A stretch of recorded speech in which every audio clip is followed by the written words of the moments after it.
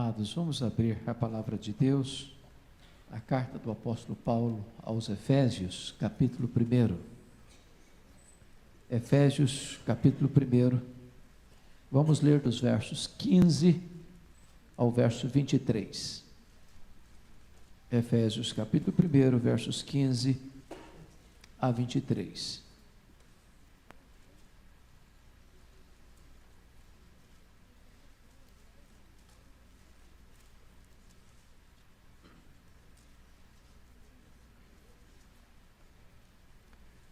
O apóstolo Paulo, orando pelos crentes de Éfeso, diz: por isso, também eu, tendo ouvido a fé que há entre vós no Senhor Jesus, e o amor para com todos os santos, não cesso de dar graças por vós, fazendo menção de vós nas minhas orações, para que o Deus de nosso Senhor Jesus Cristo, Pai da glória, vos conceda espírito de sabedoria e de revelação no pleno conhecimento dele, iluminados os olhos do vosso coração, para saberdes qual é a esperança do seu chamamento, qual a riqueza da glória da sua herança nos santos, e qual a suprema grandeza do seu poder para com os que cremos, segundo a eficácia da força do seu poder, o qual exerceu ele em Cristo, ressuscitando dentre os mortos, e fazendo-o sentar à sua direita nos lugares celestiais,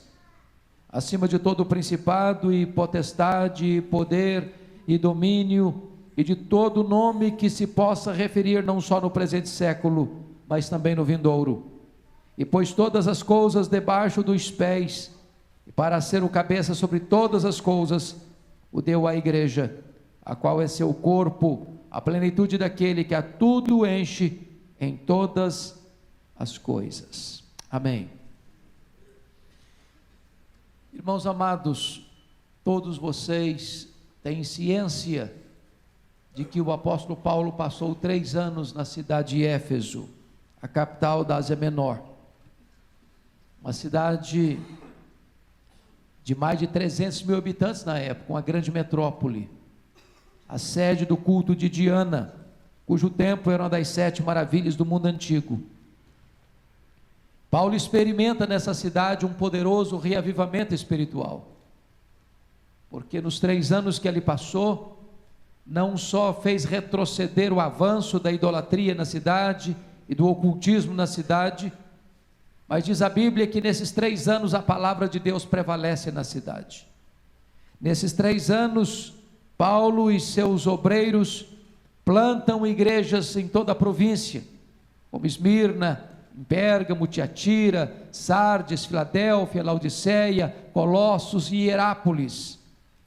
Então o apóstolo Paulo sai da cidade de Éfeso, vai para Jerusalém, é preso, dali ele é levado para Cesareia, de Cesareia para Roma, e agora ele está preso em Roma, e ele escreve esta carta à igreja de Roma, à igreja de Éfeso, para mostrar a gloriosa ação de Deus em favor do seu povo. No capítulo 1, ele diz que nós fomos escolhidos por Deus na eternidade. No capítulo 1, ele diz que nós fomos remidos por Cristo na história. E no capítulo 1 ainda, ele diz que nós fomos selados pelo Espírito Santo para o dia da redenção, de tal maneira que a Trindade está comprometida e envolvida na nossa salvação. O Pai planeja a salvação, o Filho executa a salvação, o Espírito Santo consuma a salvação. Mas agora, depois de retratar esta gloriosa verdade, Paulo começa a orar pelos crentes. E é curioso, irmãos, que Paulo não pede bênçãos materiais nessa oração. Segundo, Paulo não pede bênçãos que eles ainda não têm nesta oração. Paulo pede para que Deus abra os olhos do coração deles, para que eles saibam o que eles já têm em Cristo Jesus.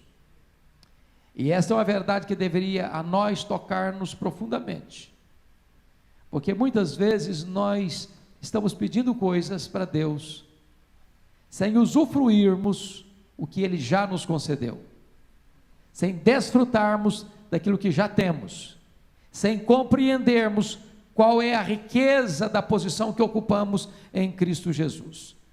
E então eu chamo a sua atenção para o que ele vai nos dizer aqui nesta oração. A primeira coisa que ele começa é dando graças a Deus. Porque se você notar, as 3 virtudes cardeais do cristianismo, que ele pontua na maioria das suas cartas, fé, esperança e amor, estão aqui.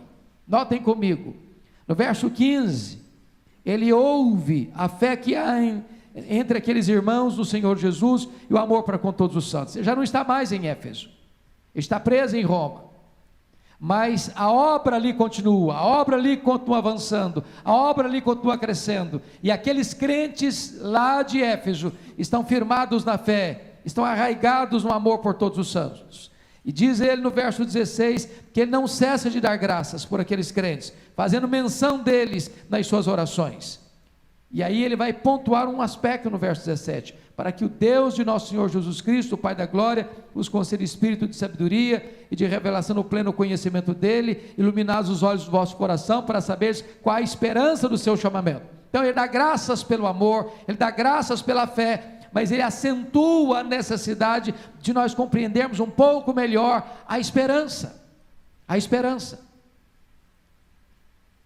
Eu chamo a sua atenção para aquilo que Paulo acentua no verso 17, para que o Deus de nosso Senhor Jesus Cristo, Pai da glória, vos conceda espírito de sabedoria. O que é espírito de sabedoria? Por que você e eu precisamos de espírito de sabedoria? O que você e eu precisamos compreender daquilo que nós já temos em Cristo Jesus? A palavra sabedoria era uma das palavras-chave do povo grego, era a palavra Sofia, e sabedoria que significa olhar para a vida com os olhos de Deus, e olhar para a vida na perspectiva de Deus, e olhar para a vida com a mesma visão de Deus, e olhar com os óculos de Deus, e olhar pela hermenêutica de Deus, e olhar pela perspectiva de Deus.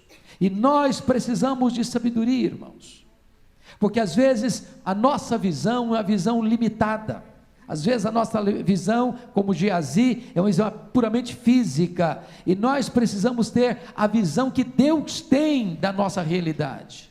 Quem somos nós para Deus? O que temos nós em Cristo? Qual é a realidade da nossa salvação? O que isso implica? Paulo está orando para que aqueles crentes pudessem entender com mais clareza quem são eles e o que tem eles em Cristo Jesus. Quem nós somos em Cristo? Qual é a nossa riqueza? Segunda coisa, notem comigo, ele pede espírito de revelação no pleno conhecimento dele. É claro que Paulo não está falando aqui de uma nova revelação, ou de uma revelação forânea à revelação já dada por Deus na sua palavra.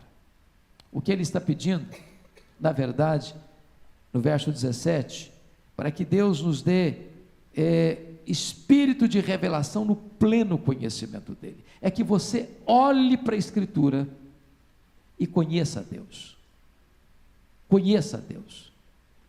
Porque tantas vezes nós nos relacionamos com Deus sem conhecê-lo, sem saber quem Ele é, sem saber quais são seus atributos, sem saber qual o tamanho da sua glória, sem saber qual a grandeza do seu poder, sem entender a profundidade, a riqueza dos seus propósitos e dos seus planos. E Paulo está orando para que a igreja possa entender isso.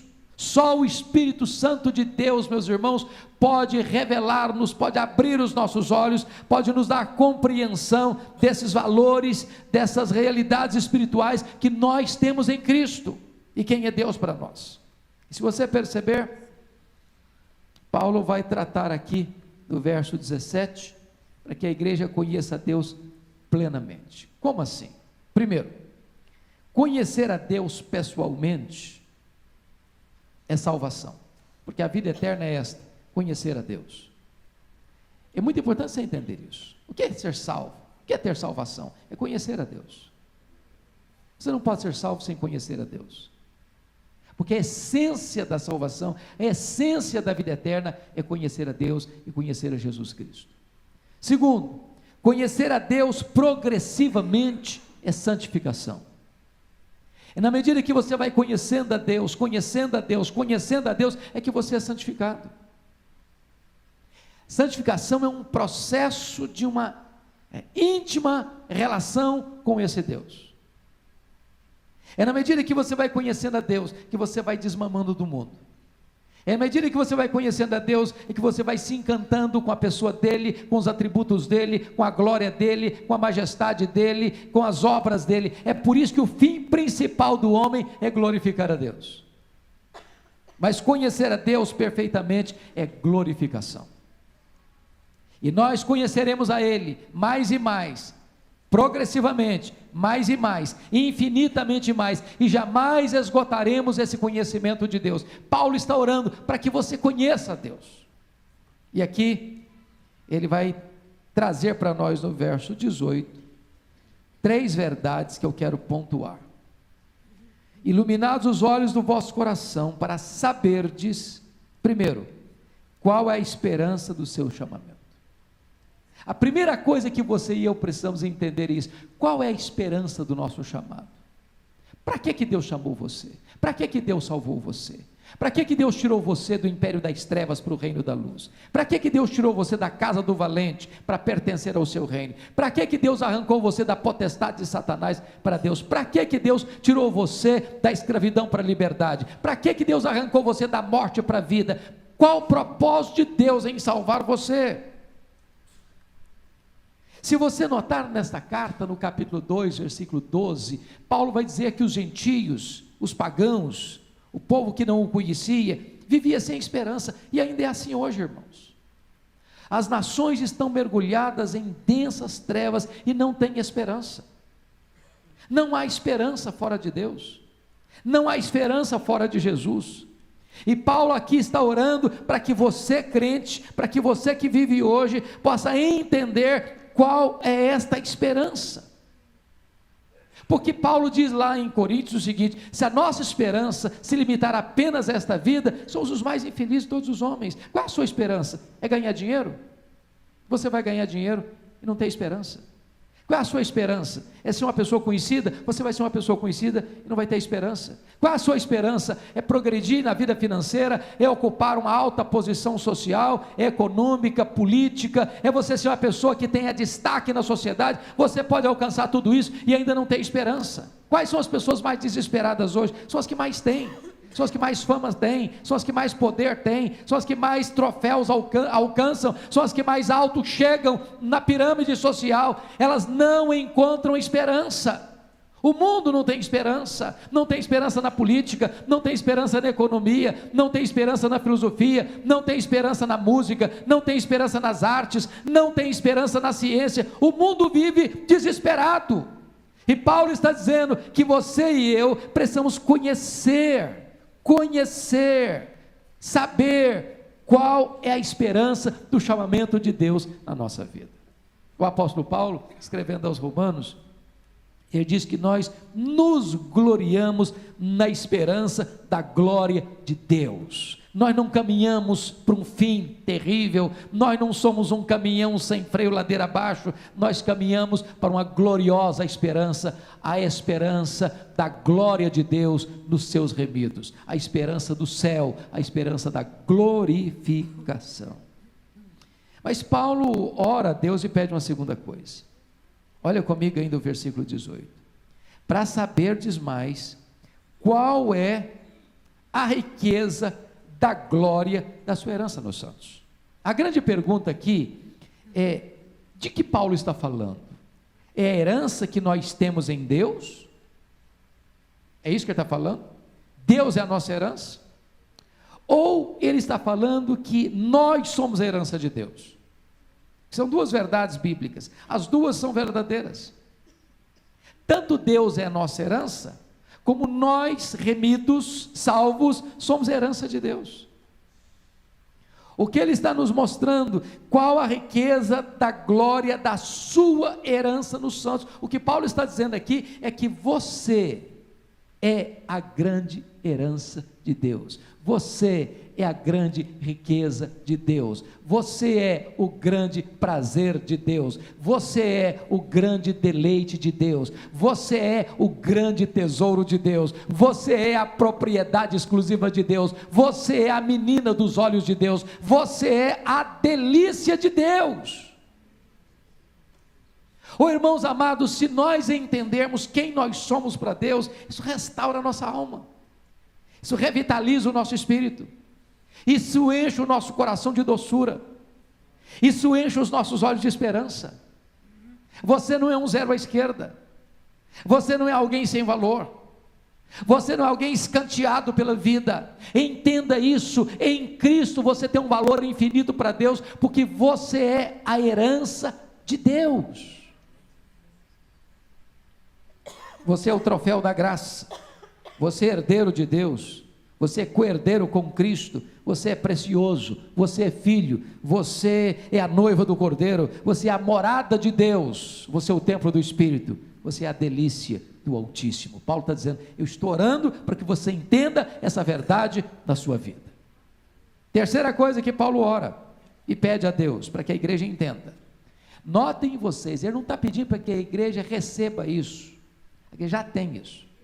Ele está pedindo para que a igreja se aproprie disso. Se aproprie disso. Terceira coisa, olha o verso 19 comigo. Iluminados os olhos do vosso coração, para saberdes qual a suprema grandeza do seu poder para com os que cremos, segundo a eficácia da força do seu poder. Eu nunca vi em nenhuma literatura, seja sagrada ou secular, uma ênfase tão condensada de um fato num único texto, num único versículo. Notem comigo aí que Paulo vai usar 4 palavras diferentes para poder. Qual a suprema grandeza do seu poder para com os que cremos? E aí ele diz: segundo a eficácia da força do seu poder. A primeira palavra que ele vai usar aí, no versículo 19, suprema grandeza do seu poder, é a palavra grega dinamis, de onde vem dinamite, é poder irresistível. Depois notem, grifem se você quiser, a palavra eficácia, e a palavra eficácia é uma outra palavra grega para poder, é a palavra energeia, de onde vem energia, poder que trabalha como energia. Depois ele usa aí força, essa palavra força aí é a palavra kratos, de onde vem democracia, o poder do povo, é o poder ou força exercida. E depois ele usa lá no finalzinho, segundo a força do seu poder. Essa palavra poder aí é diferente da poder do início do versículo 19, é a palavra ixos, que significa grande força inerente. Ele está orando agora para que você saiba qual é o poder que está à sua disposição, mas ele define esse poder: a suprema grandeza do seu poder. E eu pergunto para você: qual é o poder de Deus? Qual o tamanho do poder de Deus? Quanto Deus pode? Só para pensar comigo, se ele criou o universo do nada, sem matéria pré-existente, qual o tamanho dele? Se ele sustenta o universo com a sua poderosa mão, qual o poder dele? Se ele mantém todo esse vasto universo em movimento e harmonia, qual o poder dele? Se ele salvou você por sua graça, qual o poder dele? E Paulo está orando para que você entenda que esse poder, a suprema grandeza do poder de Deus, está à sua, está à minha, está à nossa disposição. Se estamos vivendo uma vida de fraqueza, não é por falta de poder, é por falta de apropriação do poder. Se o nosso cristianismo é apático, se a nossa vida cristã é uma vida insossa, se nós estamos vivendo uma espécie de mornidão espiritual, de apatia espiritual, de fraqueza espiritual, de inanição espiritual, se estamos desidratados espiritualmente, não é por falta de poder, é por não estarmos usufruindo aquilo que é nosso, e nós precisamos saber disso, o que nós temos em Cristo Jesus. E Paulo não podia ilustrar de maneira mais sensata e sábia do que no versículo 20. Que poder é esse? Olha aí comigo. O mesmo poder que ele exerceu em Cristo, ressuscitando dentre os mortos, fazendo-o assentar à sua direita nos lugares celestiais. Em outras palavras, se você pergunta assim, mas que poder é esse? Quanto pode esse poder? Quão prático é esse poder? Ele diz, é o mesmo poder que ressuscitou Jesus Cristo dentre os mortos. O mesmo poder que levantou Jesus da morte e levou Jesus para o trono. Esse é o poder que está à sua e à minha disposição. E eu queria encerrar levando você para o verso 23, quando o apóstolo Paulo diz assim: a igreja é o corpo de Cristo, é o seu corpo. A igreja é a plenitude daquele que a tudo enche em todas as coisas. Eu chamo a sua atenção para esse ponto, nessa carta aos Efésios. É a única epístola, é o único livro do Novo Testamento que nos informa que a igreja, que você, que eu, que nós, temos a plenitude, aqui no verso 23, do Filho. Lá no verso 3, capítulo 3, verso 19, para que sejamos tomados de toda a plenitude de Deus. Ele está falando do Pai, a igreja é a plenitude do Pai. E lá em Efésios 5,18 ele diz: não vos embriagueis com vinho, mas enchei-vos do Espírito Santo. A igreja é a plenitude do Espírito Santo. Então você tem a plenitude do Filho, você tem a plenitude do Pai, você tem a plenitude do Espírito Santo. Habita dentro de você plenamente a Trindade. Então, quando você parar para dar guarida a qualquer sentimento de desvalor, de fraqueza, de impotência, de incapacidade, eu sou um zero à esquerda, eu sou muito fraco, eu não consigo nada, eu não tenho nada, a minha vida é tão pequena, a minha vida é tão fracassada, a minha vida é tão rasa, a minha vida é tão medíocre. Pare para pensar o seguinte: o que é que você tem, que você precisa tomar posse? Não viva na miséria se você tem uma riqueza, não viva como um fraco se todo o poder de Deus está à sua disposição. Não viva sem esperança se você sabe que Deus chamou você para a glória eterna. Não viva sem significado pessoal se você é a riqueza de Deus, a herança de Deus. Não viva na fraqueza se toda a suprema grandeza do poder de Deus, o mesmo poder que ressuscitou Jesus, está à sua disposição. Entenda que se a sua vida está vazia, é porque você não está se apropriando da própria plenitude do Filho, da própria plenitude do Pai, da própria plenitude do Espírito Santo que reside na sua vida. Coloque-se em pé, vamos orar ao Senhor.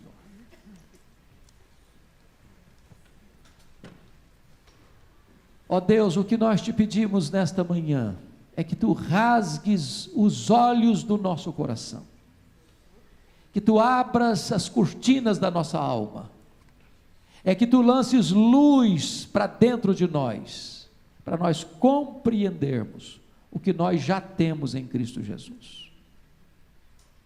A esperança do nosso chamamento, a riqueza desta herança, dessa esperança que nos aguarda, e a suprema grandeza do teu poder que está à nossa disposição. Fortalece a tua igreja, Senhor, e enche o coração do teu povo de alegria, de regozijo e de gratidão nesta manhã, por aquilo que nós temos em Cristo Jesus. Para a glória dele, oramos a ti, em nome de Jesus. Amém. Assentem-se, por favor.